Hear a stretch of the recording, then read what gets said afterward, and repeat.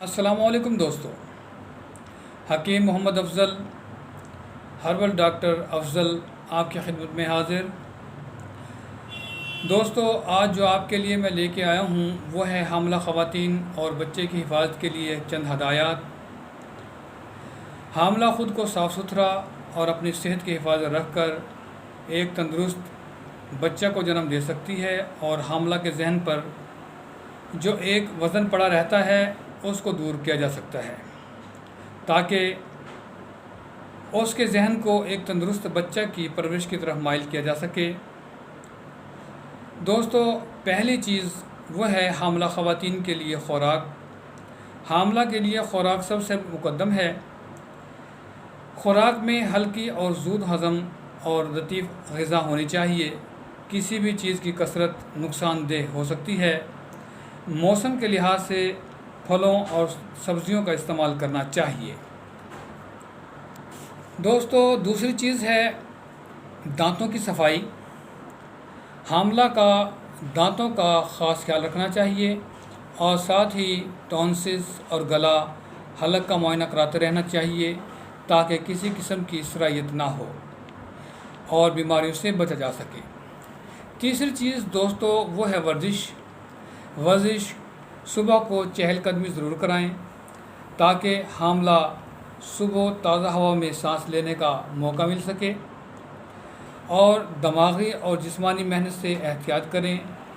घरेलू हल्का फुल्का काम करने से हामला की वर्जिश हो जाती है। चौथे नंबर पर आती है नींद। हामला को 8 घंटे बिल्कुल सुकून से सोना चाहिए और ये बहुत ज़्यादा ज़रूरी है और दोपहर को भी आराम करना बहुत बेहतर है। पांचवी चीज़ जिस्म और लिबास की सफाई है। हामला को चाहिए कि रोज़ाना साफ़ सुथरे कपड़े पहने, लिबास तंग ना हो और मौसम की मुनासबत से कपड़े पहनने चाहिए और रोज़ाना गुस्ल करना चाहिए। छठी चीज़ पस्तानों की सफाई है। पस्तानों की सफाई रोज़ाना करनी चाहिए और ये बहुत ज़्यादा ज़रूरी है और अच्छी तरह साबुन और पानी से धोकर खुश्क करके नीचे पाउडर वगैरह का इस्तेमाल करें।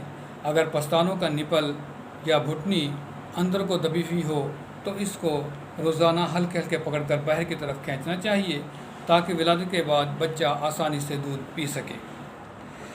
7वें नंबर पर आती है मुबाशरत। हमल के इब्तदाई 3 माह और आखिरी 2 माह में मुबाशरत से परहेज़ करना चाहिए क्योंकि इब्तदाई हमल में अस्कात का ख़तरा बहुत ज़्यादा होता है और आखिरी महीनों में इन्फेक्शन या मुतअद्दी अमराज लगने का ख़तरा होता है। 8वें नंबर पर आता है सफ़र।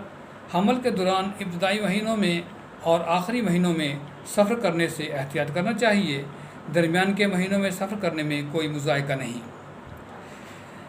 9वें नंबर पर दोस्तों आता है एराज़ नफसानी, जिसमें हामला हर किस्म के रंजो फ़िक्र, गम, खौफ और गुस्से से परहेज़ करे क्योंकि अचानक डर और खौफ की वजह से अस्कात हमल हो सकता है।